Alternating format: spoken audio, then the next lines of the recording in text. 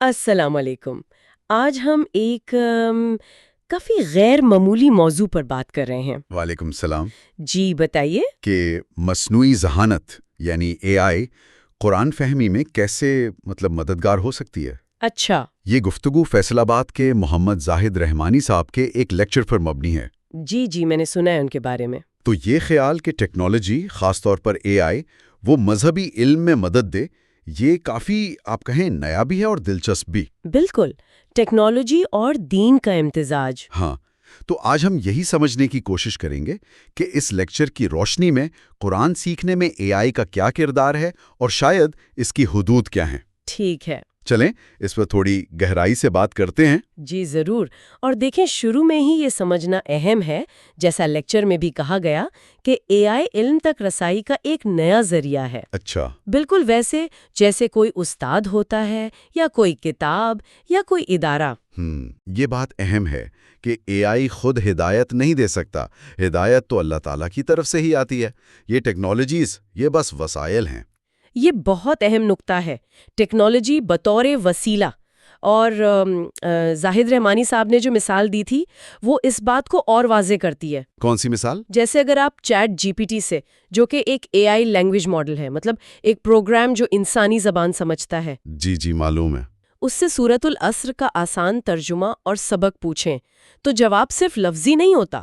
بالکل، لیکچر میں یہی بتایا گیا کہ اے آئی آپ کو ترجمہ دے سکتا ہے، جیسے زمانے کی قسم بے شک انسان خسارے میں ہے، ہاں، سوائے ان کے جو ایمان لائے، نیک عمل کیے اور ایک دوسرے کو حق کی نصیحت اور صبر کی تلقین کی۔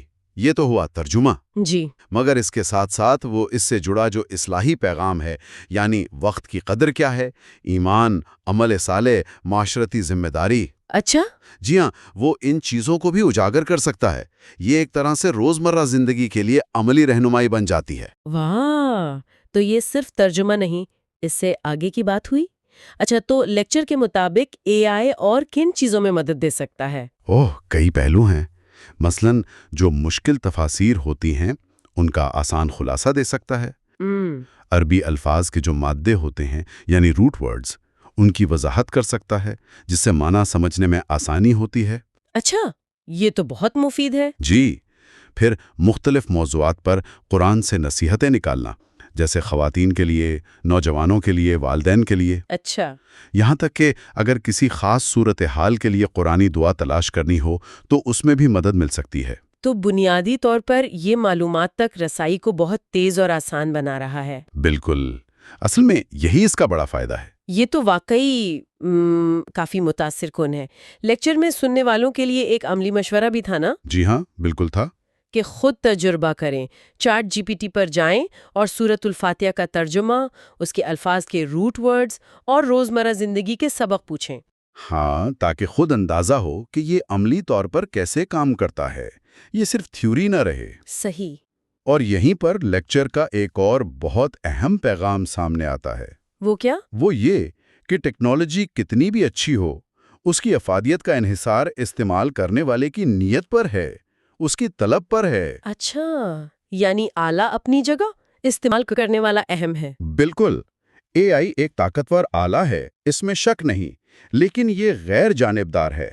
اگر سیکھنے کا سچا ارادہ ہی نہیں، خلوص نہیں، کوشش نہیں، تو پھر بہترین وسیلہ بھی شاید کام نہ آئے۔ جی بالکل، علم کا راستہ شاید آسان ہو جائے، لیکن سیکھنے کا عزم، ہدایت کی طلب، وہ تو انسان کے اندر سے ہی آنی ہے۔ تو خلاصہ یہ ہوا کہ زاہد رحمانی صاحب کے لیکچر کے مطابق اے آئی قرآن کو سمجھنے، ترجمہ جاننے، عملی اسباق لینے کا ایک نیا اور قابل رسائی ذریعہ بن سکتا ہے۔ جی، خاص طور پر شاید ان لوگوں کے لیے جنہیں روایتی ذرائع مطلب استاد یا کتابیں فوراً دستیاب نہ ہوں۔ درست کہا آپ نے۔